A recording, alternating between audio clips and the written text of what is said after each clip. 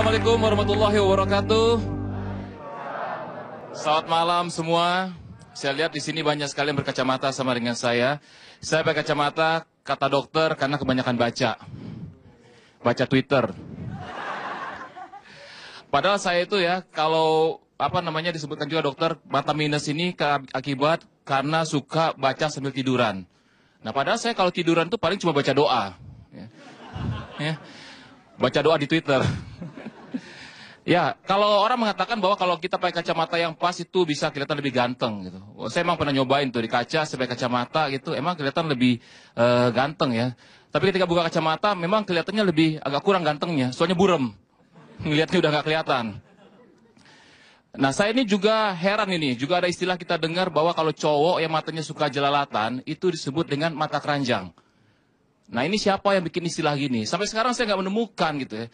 Bagian tubuh dari perempuan yang mirip dengan keranjang.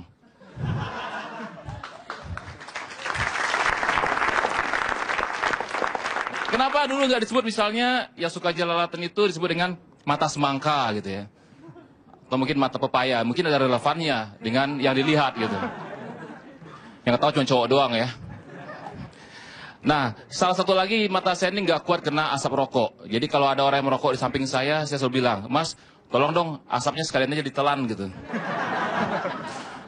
Kalau yang pengertian enak, emang ditelan asapnya, tapi keluar dari kuping. Emang secara ilmiah ya, asap itu memang selalu mencari lubang untuk keluar. Ya, kalau yang ngerokok itu biasanya kan ada keluar dari hidung ya, bisa juga dari kuping. Yang bahaya tuh kalau horor keluar dari bawah gitu. Itu gak horor juga. Nah, mata saya ini itu penyakitnya agak aneh. Ya, agak aneh. Mata saya itu suka sakit kalau ngelihat perempuan cantik. Ya, apalagi kalau perempuan cantiknya jalan sama cowok yang enggak banget. Itu mata saya bukan hanya sakit, tapi hati saya juga sakit. Komplikasi. Makanya saya kan kalau lihat cewek cantik gitu ya, wah, kacamata langsung dipasang nih, biar jelas. Tapi kalau ada cewek cantik jalan sama cowok enggak banget, saya buka kacamata, biar buram dua-duanya. Maka saya juga kadang kalau soal rokok tadi itu, kalau ngelihat cewek cantik ngerokok, itu sayang banget rasanya. Apalagi kalau dia ngerokok di sampingnya ada cowok yang enggak banget. Itu langsung saya buka lagi kacamata, biar buram dua-duanya. Nah, memang ya kalau bicara soal rokok, saya ini seumur hidup saya baru sekali ngerokok. Ya, hanya sekali ngerokok seumur hidup saya. Kalau nyobain sering. Dulu waktu awal kenal rokok, nyobain, saya bilang sama teman, cobain dong, seisep gitu. Karena udah ketagih lama-lama, cobain dong sebungkus. Jadi kebanyakan. Akhirnya saya sadar gitu, saya akhirnya berhenti merokok. Karena lama-lama saya lihat orang merokok itu agak aneh gitu. Dari mulut keluar asap. Wah, lama-lama ntar keluar api ini dari mulut. Ini ngerokok berdebus gitu kan. Nah, teman saya itu pernah ngerokok ya, ketahuan sama kepala sekolah. Ketahuannya simple banget, sangat sederhana sekali ketahuannya. Gara-gara dia minjem korek sama kepala sekolah. Pak, pinjam korek dong gitu kan. Ada lagi teman saya itu dikeluarin dari sekolah gara-gara ketahuan ngerokok. Ya, pas ngerokok dia papasan dengan kepala sekolah.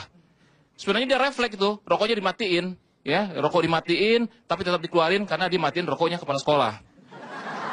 Saking refleksnya gitu.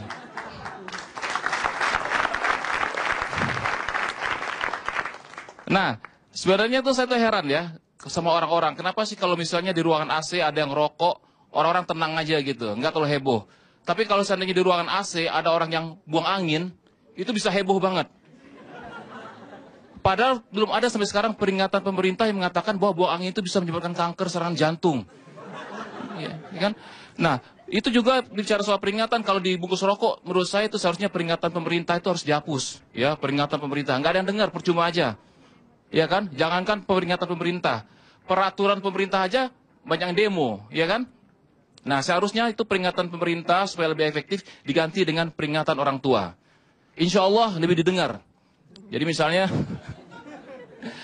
peringatan orang tua, merokok dapat menyebabkan kanker, serangan jantung, gangguan kehamilan dan janin, hipotensi, dan ancaman dikutuk menjadi batu.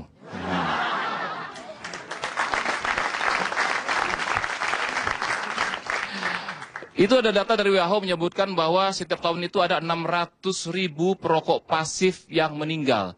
itu berarti bahwa asap rokok itu sangat bahaya ya. Kenapa sih perusahaan rokok itu nggak kreatif misalnya menciptakan asap rokok yang menyehatkan? Ya, asap rokok yang mengandung aromaterapi misalnya. Jadi kalau di ruangan AC ada ngerokok itu tetap segar bagi semuanya kan. Jadi misalnya kalau sebelah kita ada ngerokok, dia pakai aromanya melati, kita bisa bilang, Mas saya nggak suka aroma melati, punya lavender nggak? Nah, itu lebih segar juga. Nah, kemudian juga sebetulnya kalau dalam WHO juga menyebutkan bahwa kalau dalam setahunnya itu ada 6 juta orang yang meninggal akibat rokok.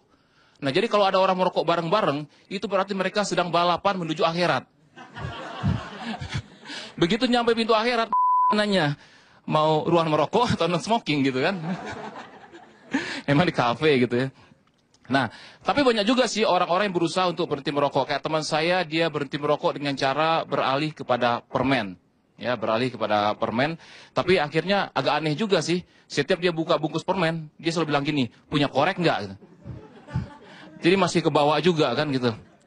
Nah, kalau saya bicara lagi soal soal rokok ini, memang sih banyak orang yang tadi awalnya itu adalah kalau kayak rokok itu coba-coba ya, orang tuh coba-coba. Tapi ada positifnya juga orang yang merokok ini. Orang yang merokok itu jarang yang minjem duit, seringnya minjem korek.